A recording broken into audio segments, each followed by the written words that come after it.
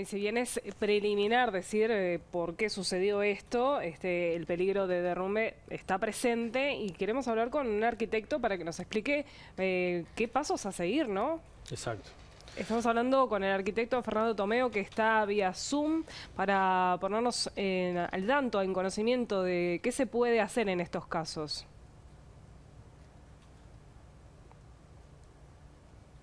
¿Nos escucha, Tomeo? Sí, buen día. ¿Qué tal? ¿Cómo le va? ¿Qué tal? ¿Cómo andan? Muy bien. No, le preguntaba recién Natalia cómo se evalúa de alguna forma en estos casos la posibilidad de derrumbe, ¿no? Del edificio o de los pisos más comprometidos. En primera instancia, yo le aclaraba hoy a uno de los compañeros de ustedes que en realidad, en lo personal, aún no tengo otra información sobre lo que pasó en este edificio concretamente, más que lo que he visto que ha circulado en la prensa, incluso por ustedes mismos, ¿no? Es decir, una situación muy particular, digamos, no común en el Uruguay, y que en definitiva los propios involucrados, el Cuerpo Bombero, la Intendencia de Montevideo, que ha estado en el lugar, todavía no tienen clara cuáles fueron las causas que provocaron esta situación. Entonces es muy difícil, digamos, elaborar un diagnóstico hasta no conocer cuáles fueron las causas. Eso por un lado, porque una cosa es la causa de la explosión que afecta al edificio. La otra situación que viene de la mano es hasta dónde el edificio se vio afectado por esta detonación. El edificio e incluso los edificios que están materialmente vinculados a ellos o que quedaron vinculados geográficamente por lo que implica la onda expansiva. He visto también a nivel de noticias que algunos edificios que tienen cierta distancia también sufrieron afectaciones. Entonces, primero que nada, conocer la causa de la explosión. Segundo, evaluar la situación en la que se encuentra hoy el edificio. Y lo tercero sería elaborar un diagnóstico para ver qué terapéutica hay que aplicar.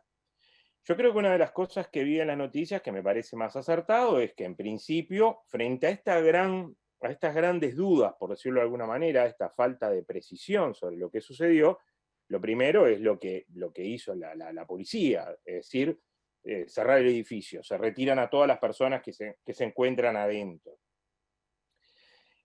Porque no conocemos realmente qué es lo que está sucediendo. Y no me refiero solamente al subsistema estructural del edificio. Una explosión de este tipo seguramente provocó daños mucho más allá de su estructura, que seguramente está afectada, sino también al resto de los subsistemas, cerramientos, instalaciones sanitarias, eléctricas, etc. Es decir, que en este momento lo que hay que hacer es el edificio cerrarlo.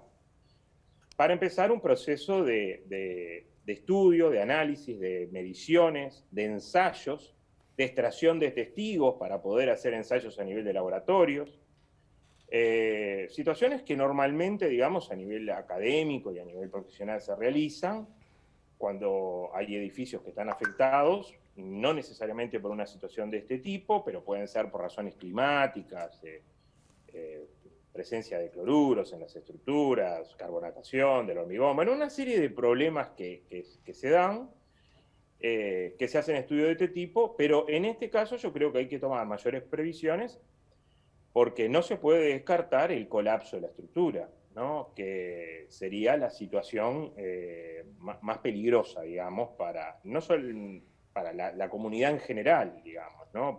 Desde el punto de vista urbano, por decirlo de alguna forma. Ahora es Entonces yo claro creo que esa que es la situación que hay quizás que seguir este observando. edificio, además de cerrarlo, si llegan a encontrar alguna especie de, bueno, de problemática, este edificio tienen que derribarlo y volverlo a hacer de nuevo. No va a ser la primera vez que sucede. Bueno, yo espero que no se llegue a esa situación. Ahora, hay una cosa que usted dijo que escuché por lo menos, que usted decía en el momento de comenzar, y que me parece que en eso también hay que insistir, es que los edificios, o las viviendas, o cualquier programa edilicio, por decirlo de alguna forma, necesitan también tener establecidos manuales de uso y de mantenimiento. Bien. Situación que tenemos muy incorporada a veces en elementos industriales, en automóviles, en cosas de ese tipo, pero tenemos que entender que los edificios también lo requieren.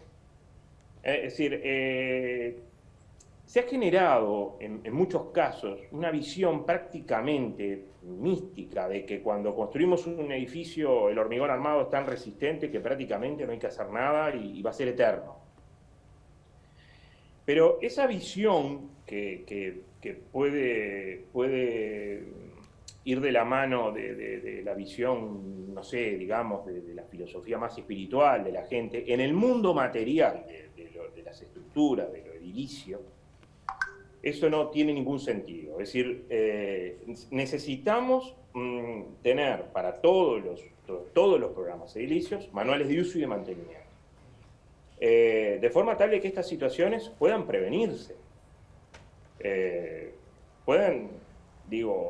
No quiero decir con esto que se eviten completamente los accidentes, pero se pueden reducir mucho en la medida de que llevamos una visión sistemática en el tiempo y sostenida en el tiempo de la evolución de esos elementos y que vamos cambiando componentes de la construcción cuando son necesarios, vamos haciendo un mantenimiento preventivo, un mantenimiento correctivo, vamos generando datos para también poder tener un mantenimiento proactivo en base a datos estadísticos. Bueno, los manuales de uso y de mantenimiento tienen que existir en los edificios y tienen que tener datos que nos permitan diagnosticar la situación de los edificios y prevenir situaciones de este tipo.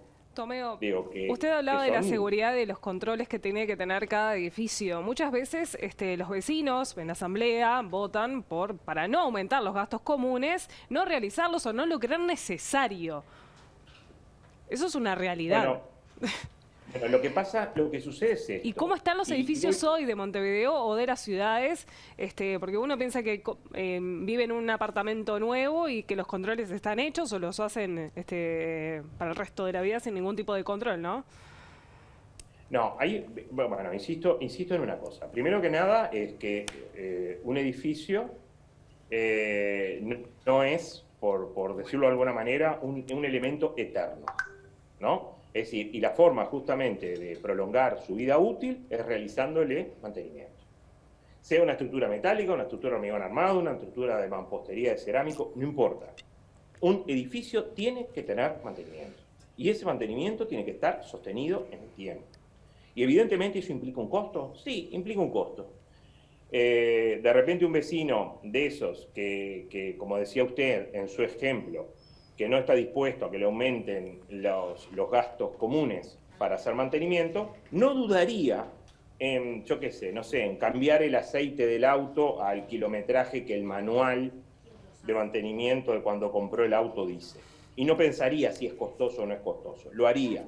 O el cambio de las cubiertas, por decir algo. En los edificios pasa lo mismo. Nosotros necesitamos hacer el mantenimiento para prolongar la vida útil. Y si de alguna manera hay un obstáculo cultural, por decirlo de alguna forma, bueno, ese obstáculo cultural, en base a la discusión, a la reflexión, al vínculo de la academia con la sociedad en su conjunto, bueno, tenemos que superarlo como sociedad y entender que lo debemos hacer. Cuando uno, como decía usted, compra una unidad en un edificio, bueno, si el edificio es nuevo, evidentemente acaba de pasar por los controles edilicios que implican el permiso de construcción, digamos. Depende del lugar donde usted compre esa unidad, será la intendencia que deberá responsabilizarse de eso. Pero después, el uso y el mantenimiento es una responsabilidad de los destinatarios, de los usuarios, de los propietarios. Entonces, de repente hay un obstáculo cultural que debemos saltar. Y sí, puede ser, y habrá que hablar con la gente más, habrá que interiorizarla más de estos problemas. Yo espero realmente que ni las personas que salieron lastimadas el día de hoy, ni la situación en la que quede el edificio, sea una situación muy dura. Espero que eso no suceda. Pero bien, lo que me interesa Tomeo, de esto es que quede como aprendizaje. para la sociedad esta situación. Bien, escuchábamos atentamente la parte en la cual decía usted que también los que viven en los edificios, en los apartamentos, son los responsables también del mantenimiento del apartamento. Pero las empresas que construyen los edificios, ¿también no tienen que tener, digamos, un seguimiento en el mantenimiento del edificio? Bueno, en principio le diría que tienen una responsabilidad sobre en el momento que se construye el edificio, de determinado periodo de tiempo en el que sí son responsables, no del mantenimiento, sí de situaciones que puedan ser provocadas por vicios constructivos, es decir, por fallas en la construcción. Una rajadura, por ejemplo. ¿Cómo? Una rajadura, por ejemplo. Por ejemplo, una fisura, ¿sí? Una falla en la impermeabilización y una filtración de agua, un problema en una instalación sanitaria, cosas de ese tipo. Ahí, evidentemente, la responsabilidad es de la empresa constructora. Digo, que esto es común a cualquier cosa, ¿no? Nosotros cuando compramos algo tenemos como una garantía, ¿está? Pero después de eso, la responsabilidad está en los propietarios. Digo, entonces, frente a una situación de este tipo, yo no sé, desconozco realmente, vuelvo a insistir, solo vi por las noticias, no sé este edificio cuántos años tenía de construido, no conozco nada del edificio, ¿tá? Más que las imágenes que los medios de prensa divulgaron. Por lo tanto, no quiero hacer referencias a este edificio en particular. Claro, sí, entendimos. Un edificio, después de determinada cantidad de años, cuando está superada la garantía que dio la empresa, bueno, ahí empieza a ser responsabilidad, evidentemente, de los propietarios. Perfecto. Muy bien. Muy bien. Muchísimas gracias, Tomeo, por esta explicación.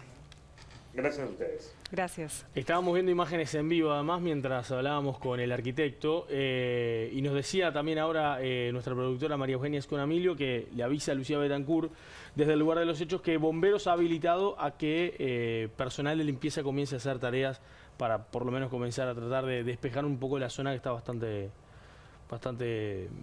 habilitar también a ¿no? los vecinos del primer piso de que vayan. Claramente mucha gente salió en el momento horario pico, uno se van a trabajar, sí, pero a dejar veíamos a los barrenderos ahí, ¿no? Sacando los vidrios más que nada para que no haya horario problemas, escolar ¿no? y demás para